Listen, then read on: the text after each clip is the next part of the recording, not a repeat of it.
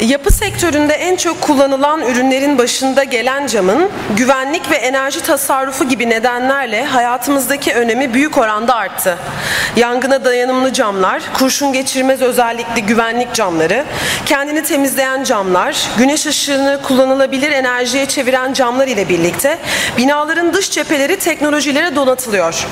Pilkington tüm bu ürünlerin tasarım öncülüğünü yaparken dünyadaki enerji kaynaklarının korunması ve doğru kullanılmasına ilişkin çalışmalarında liderliğini üstleniyor.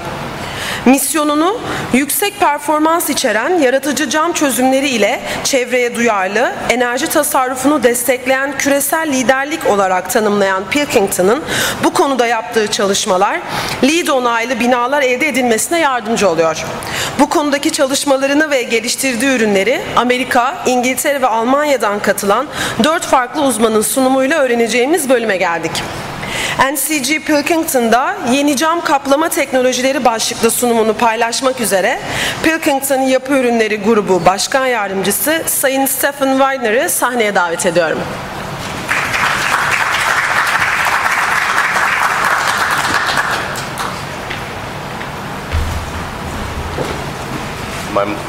Am I on? Okay, good. Thank you, Zaina, for the introduction. And thank you all for coming and taking time out of your very busy schedule to join us here today and hopefully learn about and talk a little bit about glass and glass technology.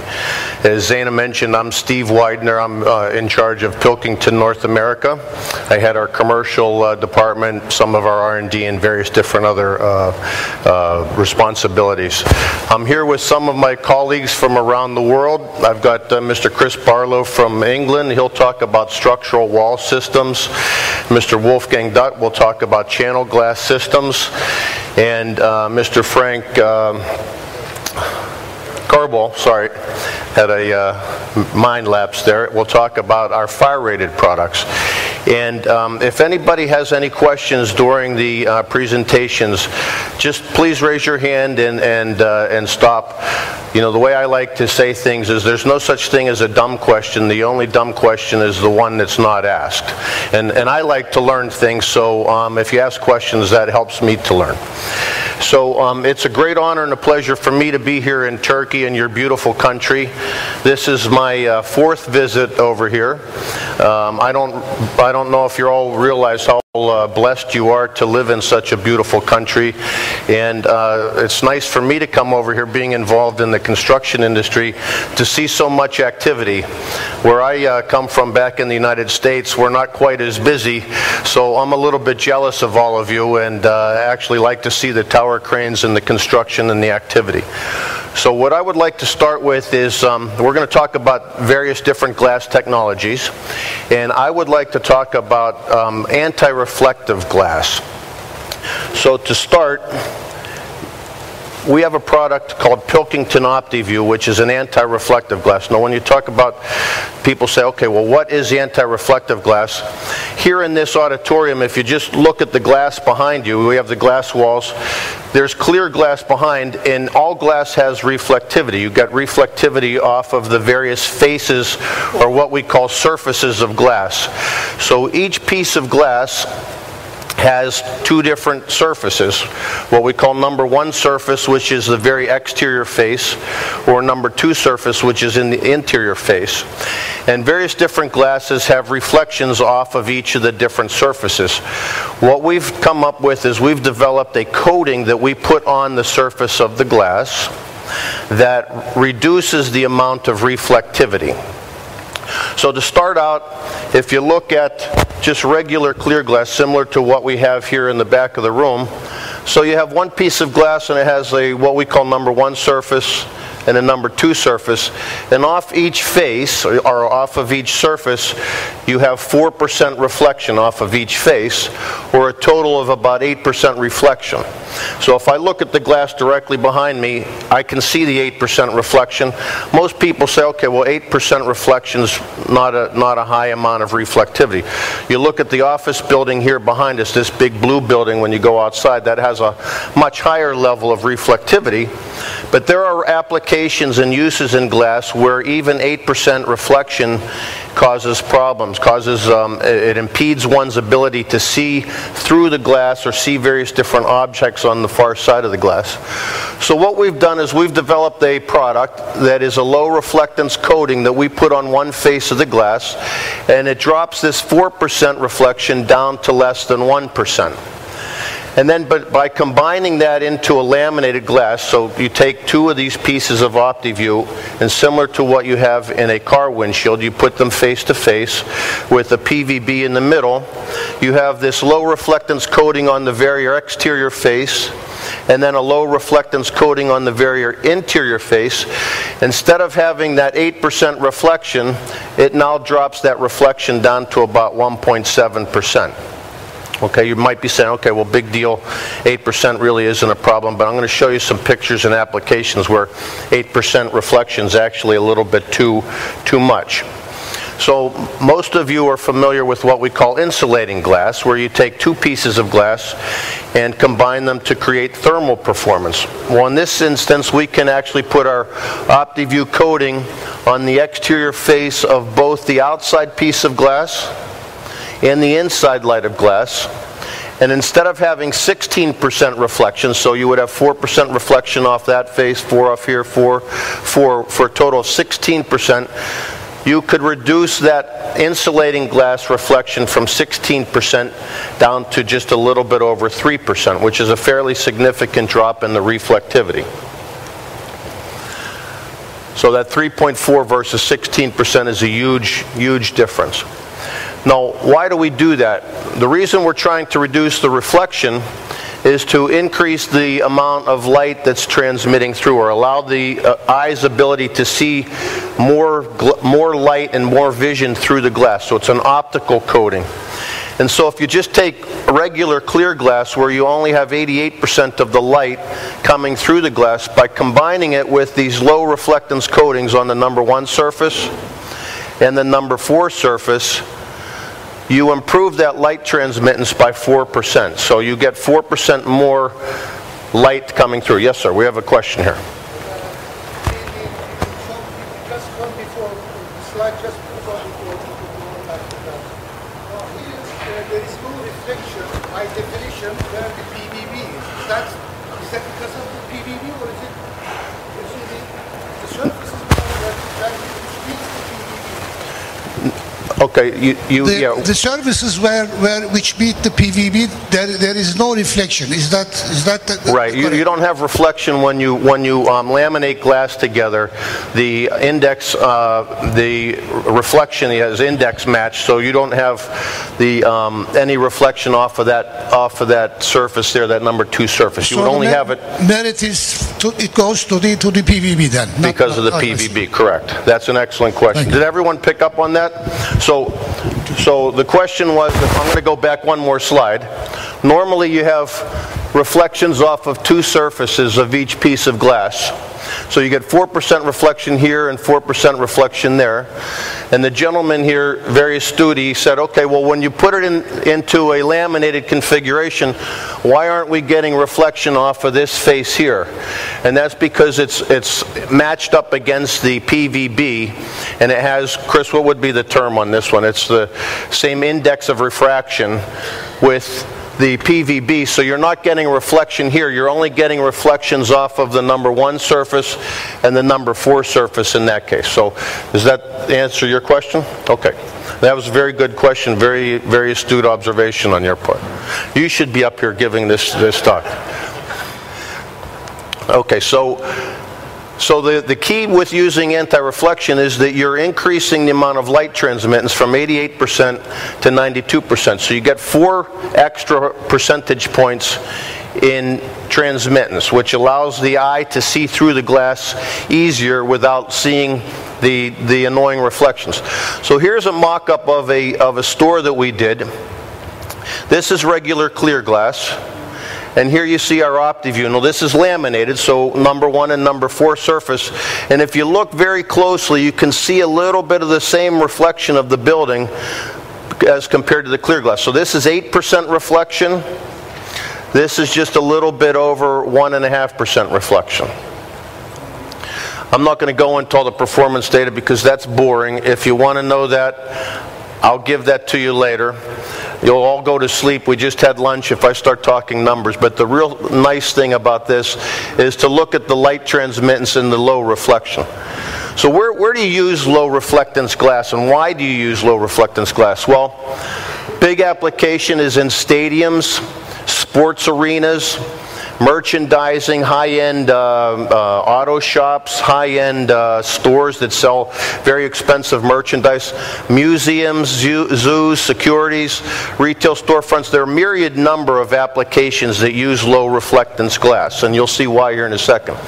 So museums, we've used this glass all around the world. When you go into a museum, you want to see the artifact. You don't want to see yourself in the glass, the reflection of yourself, so you comb your hair. You want to be able to see the material behind the glass. So museums are a very, very big application for low reflectance glass. And we've done a number of museums all around the world. This is one in Texas. These are just some of the museum applications, showing all these different artifacts. Also zoos. When you get into zoos, a lot of times they have laminated glass so that if somebody breaks the glass, the lion doesn't jump out and attack the people or the chimpanzee or whatever. So, but then also you have reflections, so you want to be able to see the animals and not the reflection of yourself in the glass. So a lot of zoos have started to use this glass. Also, one of the things that we found when we started to do applications using zoos, a lot of the primates, when they see themselves in the reflection, so imagine I'm an animal and I'm looking out at you, you're looking at me, I'm looking at you. The animal sees its own reflection in the glass, and some of the animals become very territorial. And they start to attack themselves in the glass. Well, when they can't see the reflection in the glass, it lowers the stress level of the animal. So we've actually done some studies with primarily with predators, but also with some of the primates, where they actually prefer having low reflectance glass in zoo applications as well. This is an application where it's an archaeological dig in Philadelphia. And this is interesting for those of you who know glass. You can actually see right through the glass into the archaeological dig. But not only can you see through the glass, you can see through the far side of the glass. So if you go back to one of the first slides, you have 8% reflection on this first piece of glass here, but then you'd have 8% reflection on that far piece of glass as well. So now you can see all the way through the whole building, and the building looks like just a little glass cube.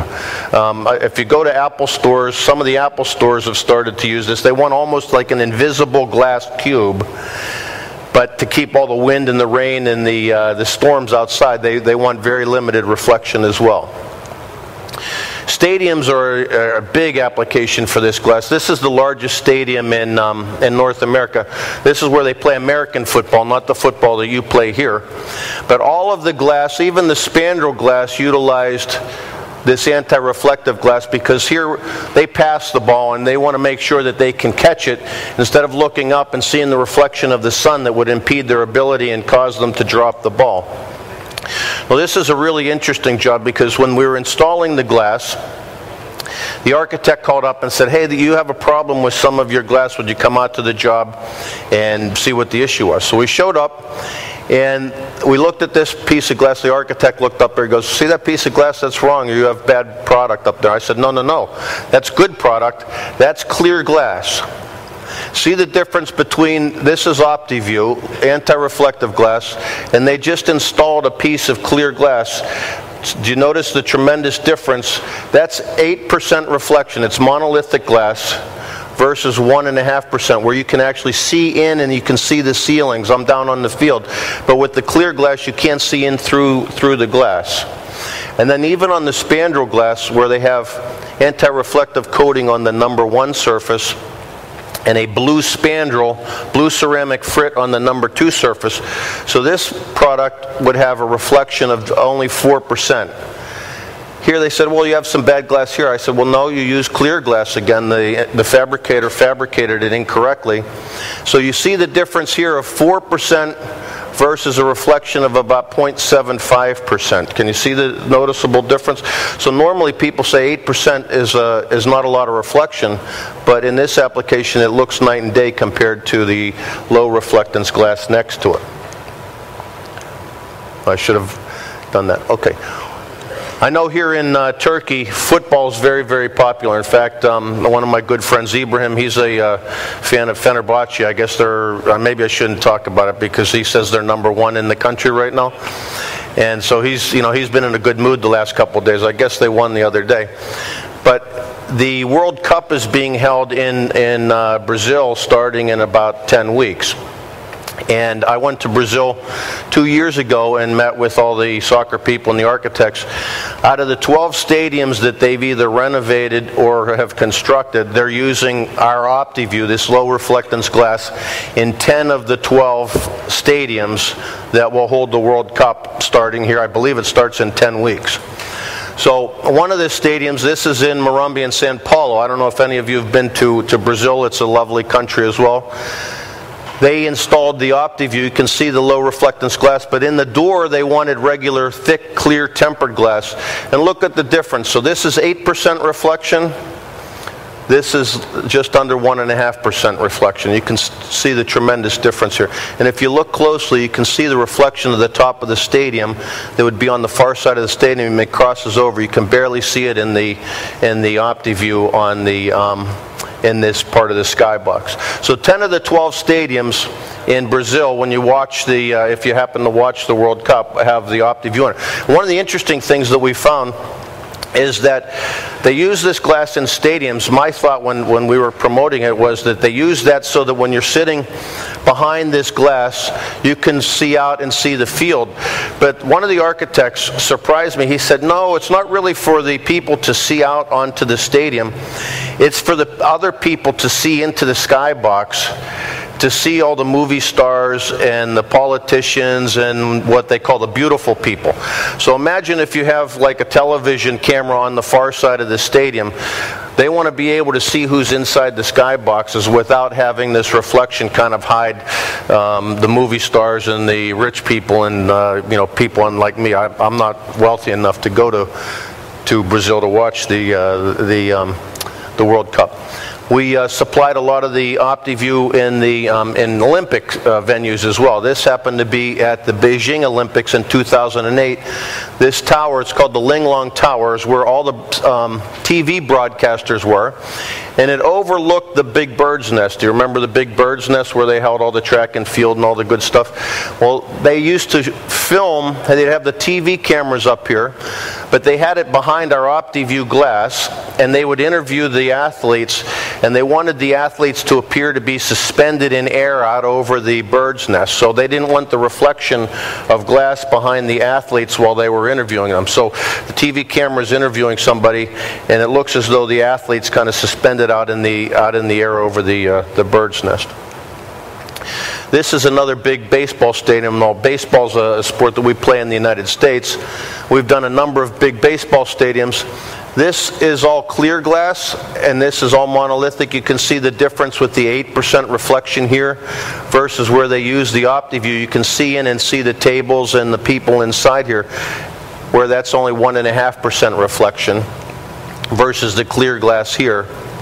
And then similar to the previous stadium, the architect and building, the owner of the baseball stadium called up one day and they said, hey, you supplied some incorrect glass again. And we went out and they said, look at these units, these have too much reflection. And we said, oh yeah, well you installed the wrong glass again. This is OptiView, all this is OptiView, but this is regular clear glass. So this has 8% reflection. This is 1.5% reflection. You can see that pull. If you look closely, you can see the reflection up into the OptiView. So tremendous difference between the low reflectance glass and the regular only 8% reflectance glass. These are just a couple more stadiums that we have glazed down in Brazil. So when you watch the World Cup in another 10 weeks, this is what you're going to be seeing. But then a number of retail applications have started to use these, where instead of, if you look at this is a clear glass up here, but they use OptiView where they can show the merchandise very easily so that when you're looking at it, you can look right through and you don't happen to see the reflection of the cars or the street or whatever activity is happening behind you. So we're seeing a lot of applications where low reflectance glass, anti-reflective glass is used in retail applications as well. This is another one. This is a store in Germany that we've done. You can see how clearly you can see into the inside to see the merchandise. This is a jewelry store that we mocked up. This is clear glass, so you're seeing right here a reflection of the display behind. And this is OptiView. It almost appears as there's no glass there at all. It's another retail application. One of the applications that I thought here would be very important in Istanbul, along the Bosphorus, you have all this beautiful view, and you have a lot of these apartments and condominiums built. And a lot of times, we were at dinner last night, and they all have glass. You sit out on the patio, and they have these folding glass doors. But once the sun goes down, it's very difficult to see out because of the reflections of the glass. Well, they're all using clear glass, but one of the jobs in London that we did is a very high-end condominium apartment building job, and they wanted at night when the sun goes down, all glass kind of turns into a mirror. They used our OptiView glass, so when they're sitting there and they can just look right out, it appears as though there's no glass at all in their apartment. If you use clear glass, you get the reflections. If you have a television on or if you have a light on, it's very difficult sometimes when the sun goes down in your apartment to see outside. But if you use the low reflectance glass, it's almost as though there's no glass there at all. So instead of having to go up to the window and cover your eyes to be able to see out at night, you can just sit there on your chair and easily see out. This is a store that we did, a BMW store, where, to prove to them that there would be a huge difference. This was clear glass on this side, and then we used OptiView on this side, and you can see the tremendous difference. So when you're trying to sell a car, some of these cars are pretty expensive, and you have people driving down the street or walking down the street, you're seeing the reflection using just clear glass, as opposed to if you have a low reflectance glass, you're actually seeing the merchandise of the car behind it. And this is another architectural application where we used IG. This is 2 IG units. So if you go back to one of our first slides, there are actually 4 pieces of glass that you're looking through. We used actually 8 pieces of OptiView. So you have an IG on this face and then an IG on that face. But look, you can see right through that skywalk to the far building.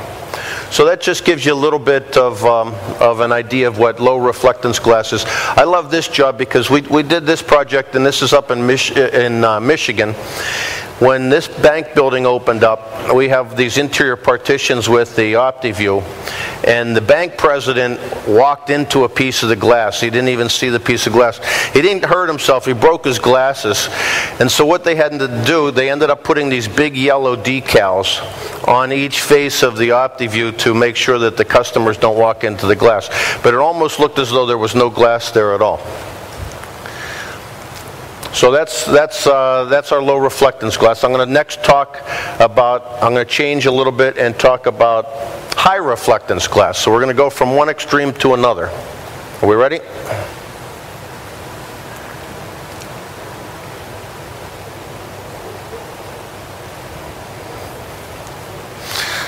Okay, so we just talked about glass that has very low reflection. Now we're going to talk about glass that has a very high reflection. Okay, so you know about why we sometimes want to use glass with low reflection, but why would you want a glass that has high reflection? Well, there's some trends where with the advent of the flat screen TV, you're now seeing that televisions are being mounted on the wall in your apartment or your condo. And I know when I go home and I look at my flat screen TV that's mounted on the wall, it's an ugly flat screen TV on the wall until I turn it on. Then when I turn it off, it's an ugly flat screen TV on the wall. Well, we've developed a glass that looks like a mirror until you turn the television on. So it's almost like what I would call magic TV mirror, if you can imagine that. So it's a transparent product that hides video applications. So let me just kind of show you. Here, if you go into a hotel room, every new hotel room now has a television on the wall. Well, if you have the television on the wall, you can put this mirror view in front of it, and then it looks like a mirror until you take your channel changer and you turn it on, and then when you turn the television on, the TV kind of bleeds right through and you don't see the mirror. This is an application in a Chicago bar, and let me just explain. This is a wash basin, so you see the wash basins here, and can you hear me? Almost like one. Are we okay? All right. It's like one of the cell phone commercials in the United States. I don't know. Do they have the same one here where he kind of walks down? Or can you hear me now? Can you hear me? No? Okay. They don't have that one here. But our technology in the United States is our cell phones are so horrible, and there's so many cell phone companies. One of the companies kept losing the signal all the time, so they made it kind of a parody of it because the cell phone signal came cutting in and cutting out. Okay, but that's a whole different story. So here you have a big mirror wall, and you see the wash basins. These are the reflections of the wash basins in the mirror. But this particular hotel, this was actually a bar in a hotel lobby, they wanted to make sure that when guys, and I don't know, maybe it's also in the ladies' room, but this is the men's room, I don't go into the ladies' rooms. They wanted to make sure that when you went in there to wash your hands, you could still watch sporting events. So if you turn this TV off, it's just one entire mirror. But when you turn it on, you can watch sports, or you could watch the Weather Channel, or you could watch the news or whatever embedded within the mirror without having to remove any of the reflective surface of the mirror. So here's another application where, sometimes it's a guy thing where we're sports fanatics. So you're shaving in the morning and you want to watch what happened to Fenerbahce or any of the other teams. Maybe this is Ibrahim's hotel room or something, I don't know. But so you can embed a video screen right behind the mirror, and it comes on as soon as you hit the clicker, and when you turn it off, you can you just have a total mirror. So these are some applications. These are all mirrors with just video screens right behind. And this is an application where when the TV is off, it looks like just a total mirror. And then this is the same thing when the television is on. You can see the TV right through the mirror.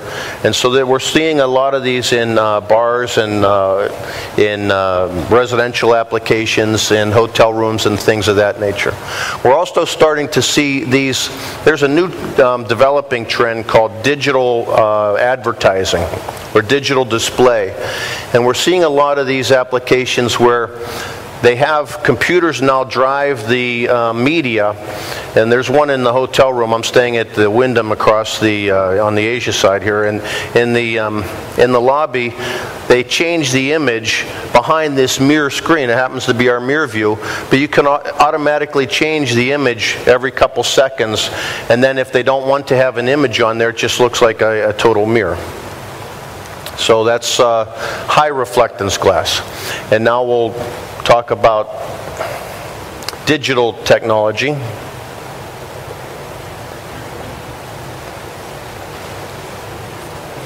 Okay, thank you.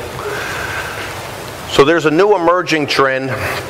Well, we're calling it display digital signage technologies, large area touch and large area display, moving away from printed media. So when you go into, I think okay, we're back. We okay? Yep.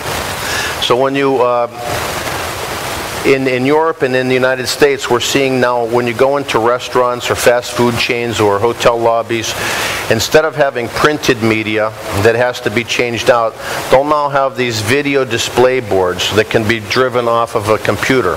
And so the message can be changed almost automatically. If, say, I own several different restaurants, I can sit in my office and immediately change all of the different messages in all of my restaurants immediately, or all the different hotel messages immediately. So we're seeing this digital signage technology starting to take over, and that all uses various different types of glass. So you have outdoor displays. We're seeing interactive displays at fast food places. Even when you go into the supermarket and you buy whether it's ice cream or cold food or whatever. Now the glass is being changed to actually act as an advertising media, or in mirror applications where they actually advertise different things, or for information displays. Say I'm new in Istanbul, this is my first time I go into the airport, I don't know where I'm going. You're seeing a lot of signage now where you can actually log on and touch the screen, and it pulls up different menus to help you figure out where it is that you want to go. All of these actually use different glasses as cover plates. This is a big virtual reality lab in Illinois. This is an interesting one. Virtual reality, I don't know if you were seeing the other day where Google bought that new company with Google Glass, where you put this little thing on your face, and then it kind of embeds you inside the game. Well, this is a large virtual reality laboratory.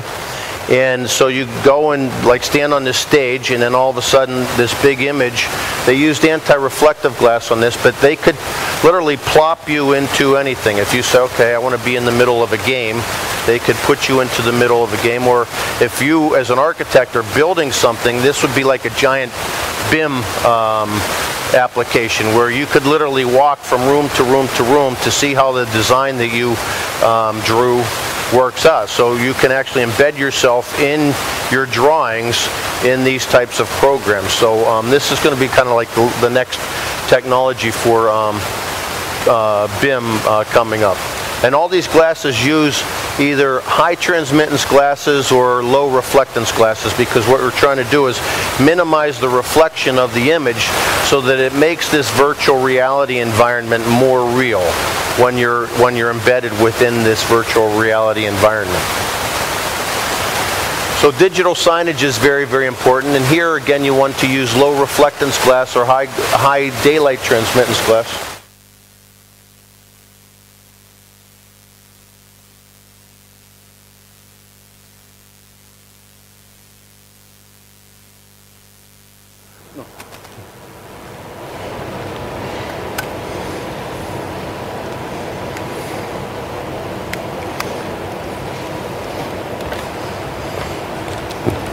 Is that better? Oh, okay, a little bit.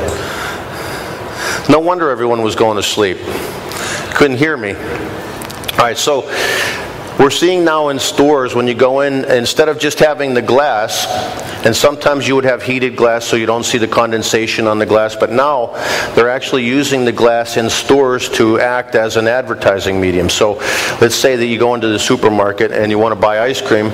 Well, the ice cream manufacturer can say, okay, eat Steve's ice cream or whatever, or drink Coke or drink Pepsi or whatever happens to be popular, or drink Tuborg or Effis beer, whatever it is that you want.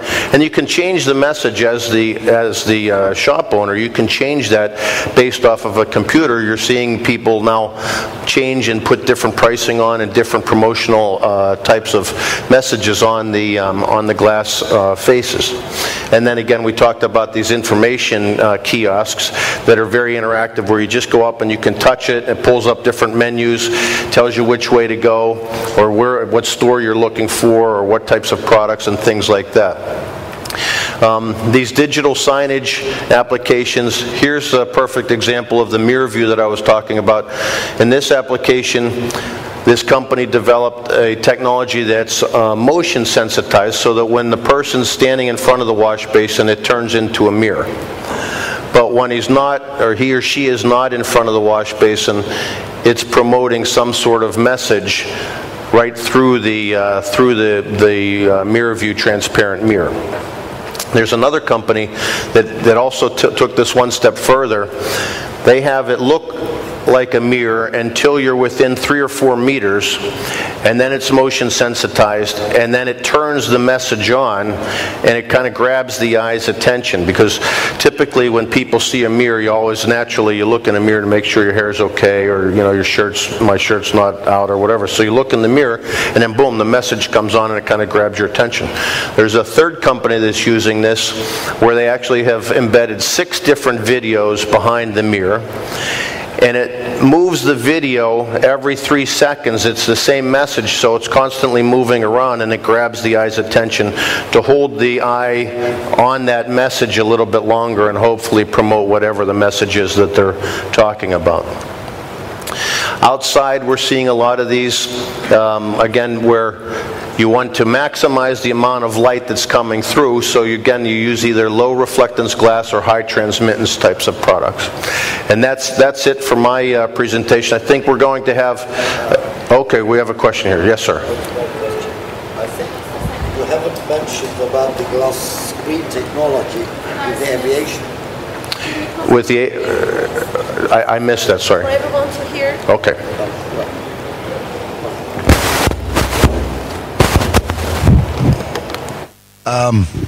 No. Hold on.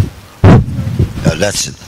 No, I just wanted to know whether you include or you exclude the glass screen technology with the aviation, which I think is very eminent today, and I think that's the most important sort of jump with the planes and helicopters. Aviation glass. Yeah. Does it go in the same category? Sorry. Okay, I think I'm off, but I speak loud. No. So everyone can hear me. So aviation glass is somewhat different. There's several different things that you have to be worried about when you talk about aviation glass. So the latest in aviation, if you're in the cockpit, it's very important for the pilots to see out. But okay, you're in front, and you have a lot of light coming through, and a lot of the technology now, you have what's called drive-by-wire. So it's a lot of computers rather than the joysticks and all that other good stuff, if any of you are pilots. So you drive by computers now, and so you have all this light coming in, and you want to manage not just the light but also the heat. So they use different coatings on the glass. They use coatings to, number one, reflect some of the heat so that the pilots don't get too hot in that cockpit, even though it's air conditioned. But more importantly, on the inside face of the cockpit, they use a different type of anti-reflective glass. You know, we talked about OptiView. They use a glass called Optar that's very similar, a very low reflectance glass, but it has it's not color suppressed. So for this, when we talk about low reflectance glass, we put coatings on the surface of the glass, but we don't want to add color to the glass. So when you're looking through to see that BMW, you want to see the true colors of the BMW. Or if you're looking at a wedding dress, you want to see the white wedding dress. Or if you're looking at diamonds, you want to see the true color of the diamonds. With aviation glass, they're worried about cutting down on the reflection, but they're also worried about cutting down on glare because of all the computer in the cockpit. So we add color to the low reflectance coatings, and we add a little bit of it. Looks grayish, so it's almost like a glass that has its own sunglasses on. It cuts down on the amount of glare, but it also cuts down on the amount of light transmittance. So it's a slightly different product, very, very similar to that OptiView, but it's called Optar, O-P-T-A-R. So that's one thing. And now there's another thing. If you're looking in the cabins, like if you're talking about the Boeing 787 Dreamliner, the latest in technology. So if you get on a plane, if you sit next to the window, you can annoy people by closing the blind, right? Because a lot of people want to be looking out and see where they're going. But if you're sitting next to the window, you close it because it's too much light. Well, now they have these automatic dimming electrochromic glasses. So you can add, basically it's like darkening the glass automatically through electronics. So it's almost like putting sunglasses on the side of the airplane, but you're not pulling a sunshade down. You can just use a little electronic mechanism that can darken it, going from clear to completely dark, or from clear to somewhat dark, and all levels in between. So depending upon how much light you want to come in, you can kind of automatically dim, almost like dimming the lights of that glass. So that's called electrochromic glass. And that's a little bit different than what we talked about, but that can also be used on building applications. One of the things that we're seeing for skylights and for southern applications, there's too much light coming into the building. everybody's working on computers now. And so you're working on a computer, but you have way too much light coming in, so what do? You get up and you close your blinds. Well, okay, why have a window if you're going to close your blinds? Because, one of the beauty of glass is that it's one of the few building materials that you can see through. So glass is unique because it keeps the elements, the wind, the rain, the temperature on the outside. Where I live, it keeps a lot of the snow out. Here, you don't see a lot of snow. Where I live, there's a lot of snow. So you want to keep all that to the exterior of the building and only let enough light in that illuminates your work environment. Well, now there's too much light coming in because there's too much glare on the computers or whatever. So we're starting to see glasses that are electrochromic where you can automatically dim the glass, that it acts like its own shade, but it keeps the transparency of the glass, but it makes it a little bit darker so that you can still see out and see the birds, the plane, the trees, the river, whatever, cars, without having to pull your blinds down. So that's the similar technology. It also manages the amount of heat that's transmitted through the glass. So it manages light and energy coming through the glass, and that's a whole different type of application. So we're starting to see that. So while you have me on, I've got just one more minute. Oh. Okay. One more question? I think the OptiView glass, does it with any thank you for the presentation. I'm an eye doctor, and I'm also in the Turkish... just an optical. Pardon me? And I'm also in the Turkish National Illumination Committee. I want to ask you something about these anti-reflective glasses. Because the technology is normally many layers which are responsible for each 7 colors. So is the distribution of these sheets so that all colors are anti-reflected in the same way? It means, does it change the color perception? These are the technical questions. And 2 more technical questions. The anti-reflective coating is normally not scratch resistant. So you have to put some more layers on it to be scratch resistant. And the third thing is, I have to look, just a moment.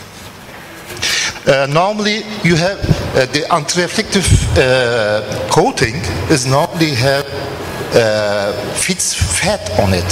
So you need a layer which is over the anti-reflective coating, which is lipophobe, which pushes away the fat.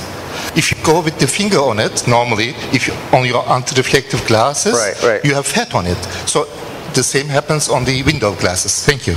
Right. Yeah, I didn't quite understand everything, but I picked up a little. Jason, did you? I think one question he was, do you have a color change when you look through the anti-reflective? Right. Well, okay, with respect to the color change with the OptiView, no. And what we've done is we've developed, it's like a various different layers, several different layers of what we call a stack. And so it's color neutral in the sense that it doesn't change the color of the object behind it, either when looking at it at 90 degrees or off angle, when you move to an acute angle. Now, there are some anti-reflective glasses that will change color, that will go pink to green, depending upon the angle of incidence that you view it. The OptiView, to be 100% honest, we've added a little bit of green. If you look at it compared to regular clear glass, it will just have a very slight greenishness as compared to uncoated glass. So in that sense, yes, there's just a little bit of color imparted onto the surface of the glass. Go ahead, you had a second question? Do you have other coatings on it to protect this anti-reflective coating? Because it's it's not scratch. Okay, now I understand. So like your glasses, they can scratch. Your glasses can scratch, and that's because the technology used to, and I wear glasses, my eyes are very, very bad. When you get to be my age, a lot of you aren't as old as I am, when you get to be my age, it's hard to read. So I put anti-reflective coatings on, but that's called a sputtered coating. So the coatings are sitting on the surface of the glass, so there are various different stacks sitting on the surface. And if you clean it, you can scratch some of those metals. There are different types of metals off. With our coating, we actually bake the coatings into the surface of the glass, and so it's very scratch and abrasion resistant. If you really dig into the surface, yes, you'll scratch the glass. If you scratch the surface, you scratch the coating. But our coating doesn't sit on the surface, so it's very, very durable and scratch and abrasion resistant. I think that's what you're asking. Yes. The third thing is, normally on anti-reflective coating, you may have fat from the fingers. How do you protect it? Well, okay, and that's an excellent question too, with oils on fingerprints. So that now you're talking about oleophobic, and that's a whole different glass technology. We've developed different coatings that address oils and fingerprinting. So if you, like your glasses, if you touch the surface of your glass with anti-reflective coatings, you can see your fingerprint on it. That's very easy to wipe off, but the anti-reflective coatings by themselves don't address the oleophobic, the oils, from fingerprints or people touching the glass. So that's a whole different area of technology. Yeah, thank you. Very good questions. Okay, I think it's break time unless we have any other questions. Okay, thank you for your time.